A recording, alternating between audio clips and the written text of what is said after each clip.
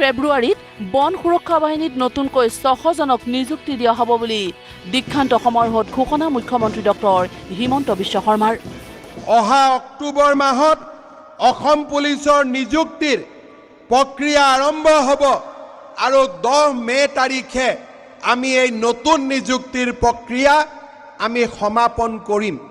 তাৰ লগে লগে মই ইতিমধ্যে বনমন্ত্ৰী চন্দ্ৰমোহন পাটোৱাৰী ডাঙৰীয়াক কৈছোঁ যে আজি আমি 940 গৰাকী নৱনিযুক্ত ফৰেষ্ট গাৰ্ডৰ আজি আমি ইয়াতে পাছিং আউট পেৰেডত উপস্থিত আছোঁ।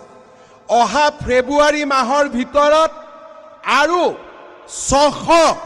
600 নতুন ফৰেষ্ট প্ৰটেকশ্যনত নতুন জোৱানক নিযুক্তিৰ প্ৰক্ৰিয়া আমি আৰম্ভ কৰিব লাগিব, যাতে প্ৰতি বছৰে আমি এনেকৈ এছাম নতুন যুৱকক অসম ফৰেষ্ট বেটেলিয়নত আমি আদৰণি জনাব পাৰোঁ।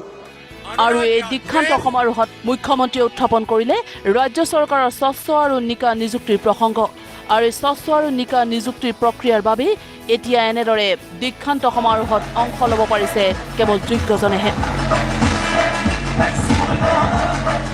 বহুবোৰ চৰকাৰ আহিল আৰু গ'ল, কিন্তু স্বচ্ছ নিযুক্তিৰ প্ৰক্ৰিয়া এটাক সুনিশ্চিত কৰিবলৈ সকলোৱে বিফল হৈছিল। লোকসেৱা আয়োগৰ প্ৰাক্তন অধ্যক্ষ, প্ৰাক্তন সদস্য আৰু বিভিন্ন ধন বলৰ কৌশলেৰে চাকৰি পোৱা যুৱকসকলৰ যুৱতীসকলৰ বিৰুদ্ধে ন্যায়ালয়ে লোৱা কঠোৰ ভূমিকাই এই কথা প্ৰমাণ কৰিছে যে এতিয়া অসমত আমি এটা স্বচ্ছ নিযুক্তিৰ আৰু স্বচ্ছতাৰ এটা নতুন যুগত প্ৰৱেশ কৰিছোঁ।